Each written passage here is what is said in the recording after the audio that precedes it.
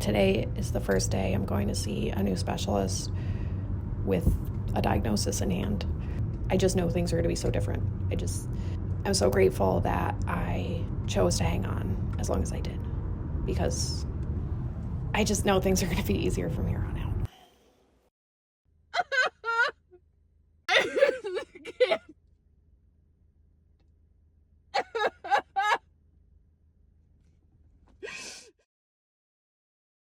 On September 14th of 2022, I went to go see a new neurologist for preventative treatment for one of my most debilitating symptoms, which are cluster headaches. I can even add this this very moment of editing the document. This is so funny. I get some of my stock footage from a website. I'm on here looking for hospital exterior, right? Because I obviously was not filming me going to the hospital, but you know, you want to give it that vibe, that je ne sais quoi, right? But look, this is so funny. Like, what are the odds, right? What are the freaking odds? I'm dying. That is so funny. I was denied treatment because I have a uterus and because I'm of childbearing age. Because of a hypothetical fetus I wouldn't even want, and based on the conversation I had with the doctor, would only come about based on a situation that would be outside of my control or my consent. And I need to prioritize that over this like crappy situation I have to live in every day.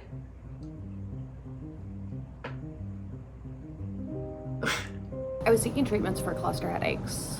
Cluster headaches are extraordinarily painful headaches that are a bit of a mystery to the neurology community. Cluster headaches are known as one of the most painful things that can happen to a person. The pain is up there with childbirth. The pain is so severe that sometimes people go to extreme measures to end the pain because it is unrelenting and unbearable. I was definitely nervous to go see a new specialist, but I had recently gotten my diagnosis for Ehlers-Danlos syndrome, and in my experience, going to a new specialist was always kind of scary because they would ask me, well, what underlying condition do you have that is causing your symptoms? And I would always have to say, I don't know. You know, the general consensus was it must be a psychosomatic response stemming from some sort of anxiety or mental illness. Now that I had a reason for some of my symptoms, I was confident that going to see a new specialist was going to be a much different experience than the experiences I had had in the past. Some of the most effective treatments for cluster headaches are teratogenic in nature, meaning they have the potential to cause birth defects. At first, he started to say it was like an insurance thing, you know, in light of recent events, because Roe v. Wade had just been overturned. The Supreme Court has reached a decision on the landmark Roe v. Wade case. Circumstance of Roe being overturned. Ban abortion. The Supreme Court has overturned Roe v. Wade. The doctor had brought up the fact that the medications that would probably work best for me are teratogenic. You know, I told him all of the reasons why that wasn't a concern, that I'm in a long-term monogamous relationship with a partner who has a vasectomy, that I don't want children. You know, he kept pressing me on why I didn't want kids, and it's like, first of all, it's none of your freaking business. Yeah, one of the reasons I don't want kids, it's not the only reason, one of the reasons I don't is because I have a genetic disorder. My mom has it, my grandmother had it, we found out. Like, I don't want to give this to someone else. This is not a great way to live. Even if I wasn't sick, I don't know if I would want kids. Like, who cares, you know? Who cares, really? The questions he was asking, the things he was saying was making me really uneasy, uncomfortable. They're really inappropriate questions regarding my intimate life. Kind of give you some hypotheticals that to me were highly inappropriate, and the way that I took them was that the doctor was insinuating that if something were to happen that I didn't consent to, what would I do if I were to get pregnant in that case? He's not my OBGYN. He's my neurologist. And things started to get a little weird. I started to notice, okay, this is not an insurance thing. And I told him, well, look, my insurance isn't going to care because they already cover a teratogenic medication, a medication that saved my life. It's my medication for my autoimmune condition. And he said, that medication you take is not teratogenic. That's when I started to think, okay, I really need to start recording. I was hoping I had one of my pill bottles with me because on the pill is this packet, and in the packet is all the side effects and all the potential birth defects that can occur if you take the medication while you're pregnant. I didn't actually have one of my pill bottles with me, but I was like, this is a great opportunity to start recording him in a discreet way. And while I was, looking for my phone and going to record it, I insisted he look it up himself. I said, okay, then Google it. And he did.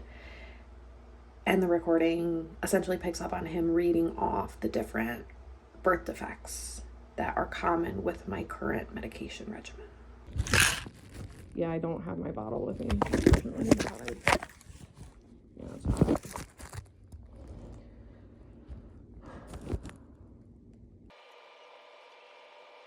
Yeah, it's not. It looks like defects, absent ears, jaw, heart defects, cleft lip, cleft palate. So you're not having... I am. Well, then you could get pregnant. I mean, sure, but I use protection. It's not. Okay, so the point is that, what if you get pregnant, what are you going to do? I would have to get an abortion. Why? Because of the Ehlers-Danlos? Yeah, because I'm on Cellcept. Well, no, I mean, you can have things tested. You can test, but yeah, it's trickier now with the way things are going. Yeah. Is that, you can't, move along and see if these things develop before you make a choice like that. So, yeah, you do have to think about it deeply. And you do have to anticipate, say, I'm pregnant, what am I going to do? Yeah. You can't deny the fact that you could get pregnant and go along that tack. You have to say, okay, if I get pregnant, even though I'm not planning on it, the risk is low, if I get pregnant, this is my plan of action. And if you're with a steady person, mm-hmm. You have to bring him in on the conversation as well. If I was... So are the effectivenesses of the medications you were saying, because you were like, some are more effective than others. Yeah. For like childbearing age, whatever. If I was like through menopause, would they be very effective for the cluster headaches? Yeah, they would be. So the only thing that's kind of stopping it is the fact that at some point in my life, I could get pregnant. How's your sleep? I mean, I take hydroxyzine for it. Okay, so you don't have good sleep. No. You could take something instead of hydroxyzine that helps you sleep, but also changes serotonin in your brain. Okay. So 2 to 3 per month you were having up until 3 months ago, and then, so 3 months ago, we'll say May? Let's say June. How many did you get in June? Just give me a number. As close to the truth as possible. Probably, let me see, June. Maybe like 3 or 4. So maybe it went up a little bit. A little bit more. And then July? Same, around 3 or 4. 3 to 4. So a little uptick, and then August. August was like for 2 weeks straight. Okay. So what got you into that? Either weather conditions, you ate something, or something happened, you didn't sleep. What started it all? No idea. I've tried to think back to everything because I'm so sensitive to so many different medications. Take any new medications at all, or change the doses of medications in August? Everything's exactly the same. Same dose of Cellcept and all that. If my partner has a vasectomy, would any of those medications be an option? Well, I'll use amitriptyline at night instead of hydroxyzine. So. Oh, the amitriptyline screws up my digestive system so bad. I have been on that before. It really screwed up my stomach for a long time. I should say my intestines. Were you on I don't remember. I'll have to look back. So it sounds to me like headaches have been a problem for you. My whole life, yeah. Your whole life. Mm-hmm. So if you were only getting 2 or 3 a month, you probably wouldn't have been needing it. So earlier in your life, they were more frequent. Yeah. Mm-hmm. Okay. And then you went through it. Okay. So it's hard to know what the trigger is. So riboflavin is a vitamin that could help you. Okay. Turn your urine a very bright yellow. That's okay. So you go pick that up off the shelf. Okay. B2. Okay. But don't confuse it with B12. Okay. I do take B6. B12. Okay, so it's nothing, no relationship. at Cool. all. Good to know. So B2 is riboflavin, 200 milligrams twice a day, or 400 total. Are you going to be able to remember that? Riboflavin 200. I should probably do like a. I probably do.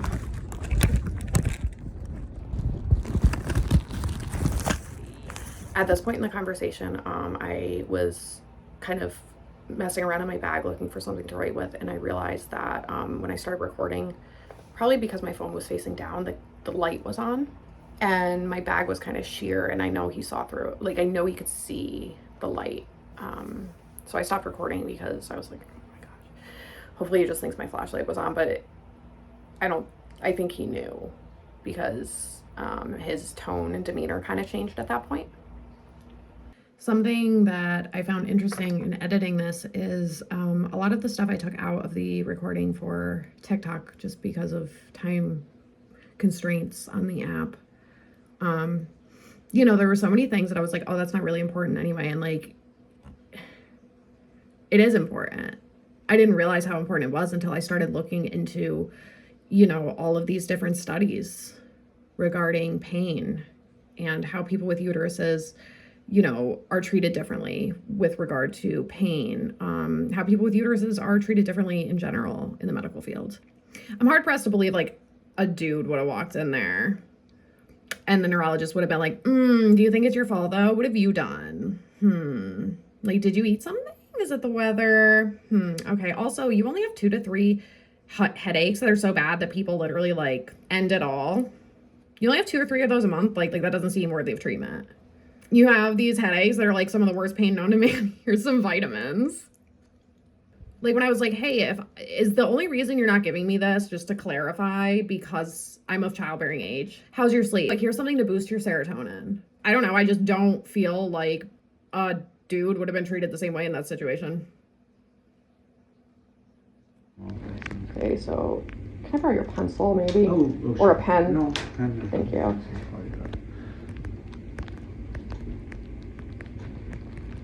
Riboflavin, you said 200-ish? 200 milligrams twice a day. Okay. Or 400, you know, probably you can take it all at once or Okay, cool. 5 doses. Perfect, thank you. So then you got over that, and it was 2 weeks in August, and then when did you finally get a break from that? I only got a break on, oh, you mean in August? I'm not exactly sure the date, but this month I did track the actual dates. Okay, so how many?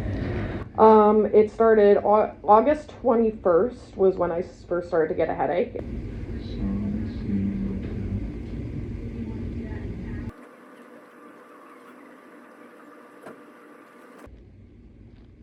Do you know what the other the other medications are that are like, you said, pretty effective? Well, we could try nortriptyline, which is a sort of kinder, gentler version of amitriptyline. Okay. So we could try that.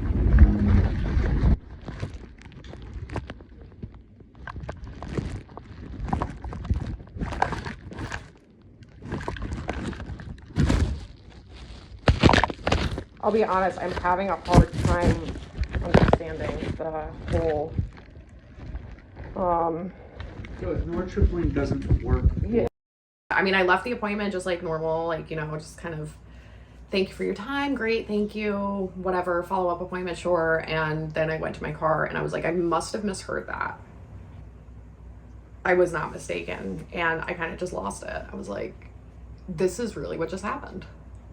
Like, I was just denied treatment because I have a uterus and because I'm of childbearing age. You know, like, I had been out of pain for like a couple weeks maybe at that point, and the stress of that moment kind of like brought the pain back on. So suddenly I had this like excruciating pain again, and it felt like somebody was just like dangling, you know, that saying, like dangling a carrot in front of someone or something. And it was worse because it's like, there's something that will help me, and the doctor wouldn't even tell me the name of the medication that would help me.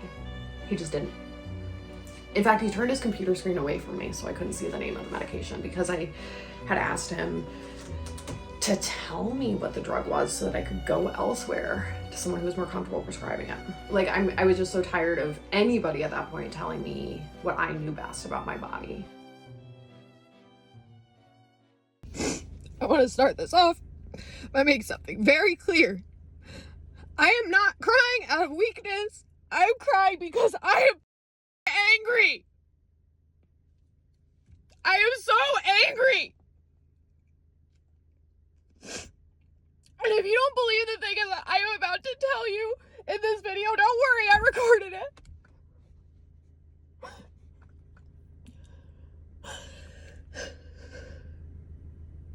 If you don't know me, hi, I'm Tara. I've been sick my entire life. I have a genetic condition.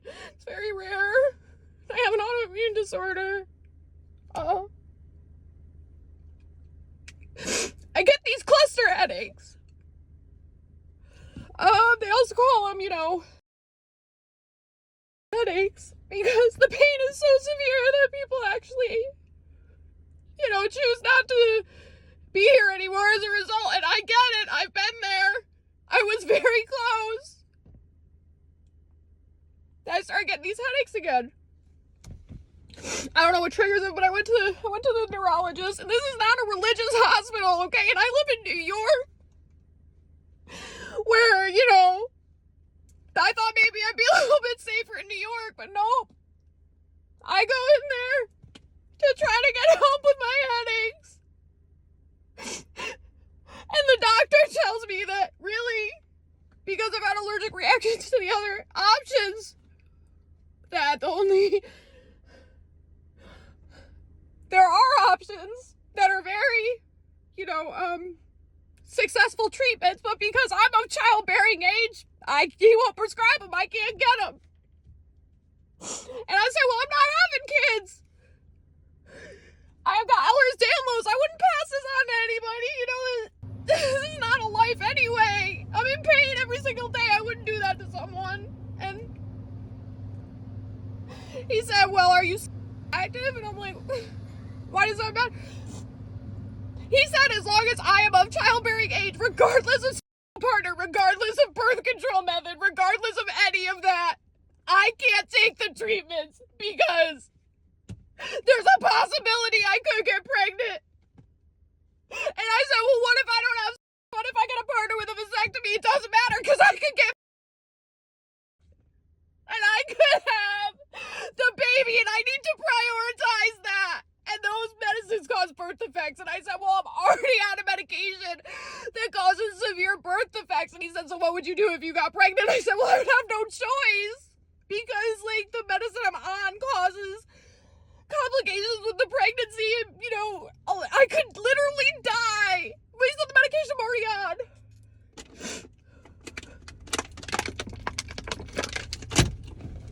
And he looked me dead in the eye and he said, well, that's something you need to think about. And I said, I don't understand. We're really going to prioritize the life of the hypothetical situation over my pain. I'm in pain every day. I can't live like this. And this is what I was talking about to everyone who was like, well, it's not going to affect you. This is about saving children. No, it's not.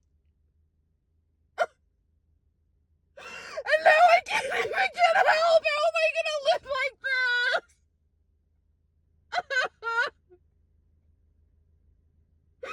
I suffer every day.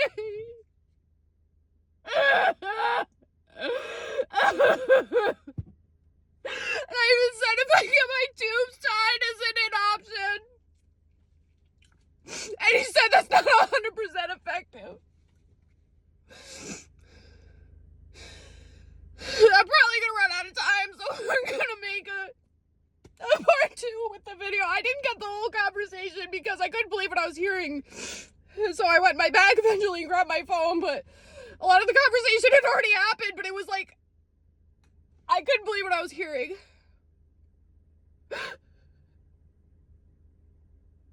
I'm sorry, guys. I'm really trying here, but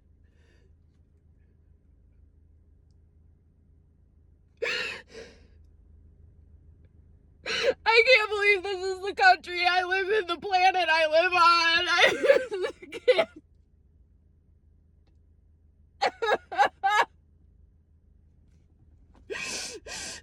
How is this not malpractice?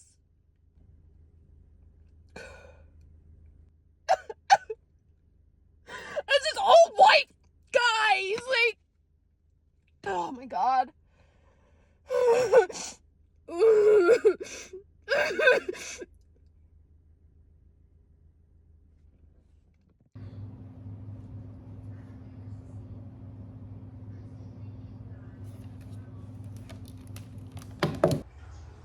I think it was because my expectations were so high that I reacted the way I did to the disappointment.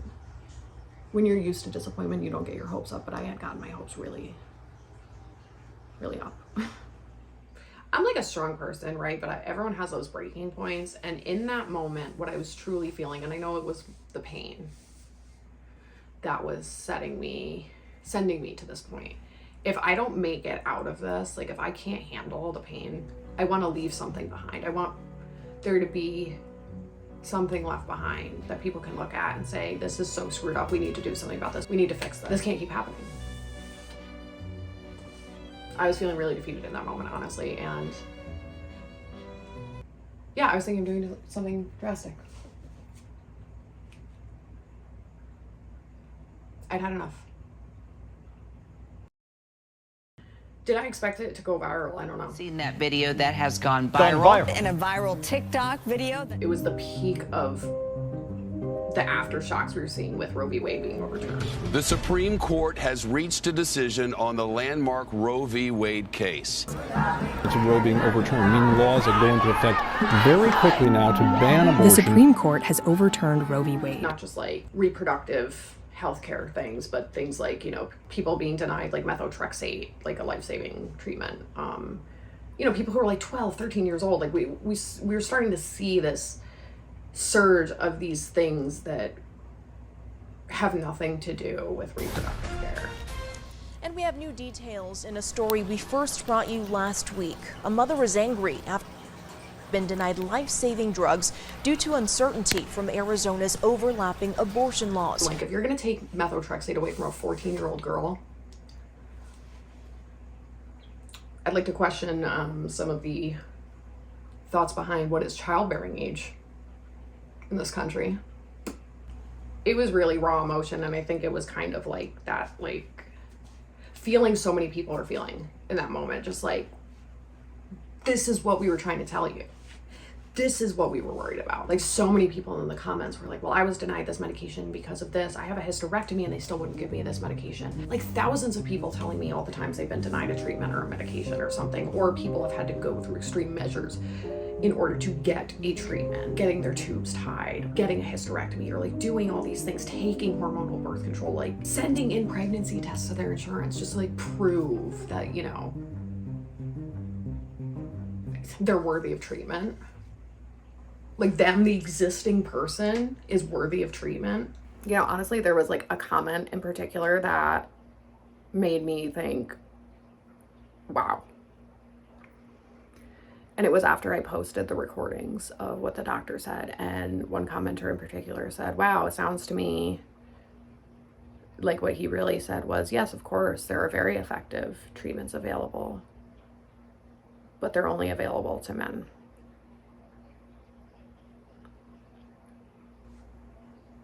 You know, I looked up in New York State, doctors still have to abide by the Patient Bill of Rights, which says you cannot discriminate care or treatment based on, you know, age, sex, religion, gender identity, sexual orientation, race, religion, you know, all of these things. Federally, there are things called conscience clauses that are now protected with the overturning of Roe v. Wade, which pretty much states that doctors, pharmacists, medical volunteers can deny people treatment that goes against their morals, religious, or political beliefs. Pretty much any treatment. So, I mean, it just gives pretty much free reign for people to discriminate care wherever they feel. Initially, I didn't want to release the doctor's name, and initially I didn't. But I would say the video mostly took off in my local area first, and there were so many people that were like, hey, I am about to see a new neurologist, or I'm looking for a new neurologist, who do I avoid? And I spent a few days like really thinking about it, and I was like, what are the pros and cons? A few people had reached out to me who worked with this doctor at a different facility in the area and said, you know, he has a history of not being the kindest, I guess. And I looked up reviews all the way back to like 2011, and there were a lot of patients, especially patients who have uteruses, that were like, this guy is really sexist. So I felt like I had to. And then I went even more viral. And I did eventually remove the doctor's name in the video, especially after I saw, you know, all the people leaving negative Google reviews and this kind of like witch hunt that was going on, because that was never my intention. My intention was to get the information out there to be like, hey, this is someone to avoid, perhaps, if you're in a situation similar to my situation. But by no means did I want there to be some kind of like witch hunt on this guy. So I eventually removed his name, but at that point it was too late. The information was out there, and it was out there in many places. You know, local media was doing an investigative report on it, but like Jezebel reached out, and USA Today. Once it hit Jezebel, it was everywhere. It was like all over Reddit, it was all over Twitter. And I was like, what am I gonna do with this? Because I felt like a lot. It wasn't so much like, oh, look at this poor girl.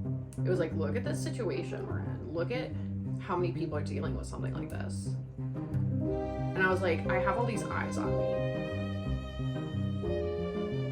I have to do something about this, or at least try. So I started a change.org petition, and it started to get tons of signatures like right away. And the petition is basically to pass new legislation starting on a state level and then hopefully moving outward on a federal level to protect patients with uteruses who are of childbearing age from being denied medications or treatments that are potentially teratogenic. Of course, you know, we have to consider physicians in that case too. And the bill I'm trying to pass will ensure that they are protected as well. Because yeah, doctors are scared. I understand that.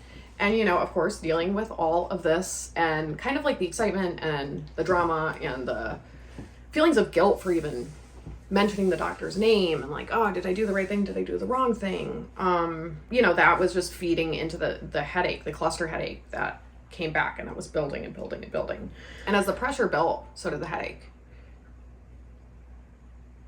And eventually I was like, I'm gonna have to at least do something temporarily to fix it. And in my experience, you know, oxygen therapy and like a non-narcotic migraine treatment intravenously usually alleviates it, at least dulls it quite a bit. So, and eventually I was like, you know what, I'm just gonna go to urgent care and get this taken care of. Because my blood pressure started to spike because the pain just got really bad suddenly, like really bad. Like I was vomiting and shaking and crying and screaming and sweating profusely because it is that bad. It is that bad. My pain was already up here. My stress and anxiety and like, yeah, all these feelings were like,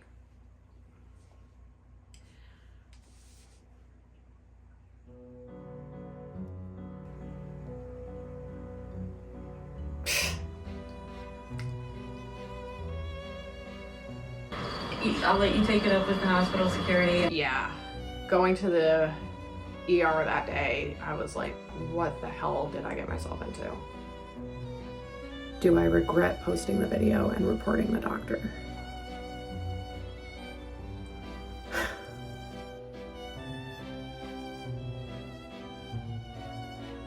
Depends on the day.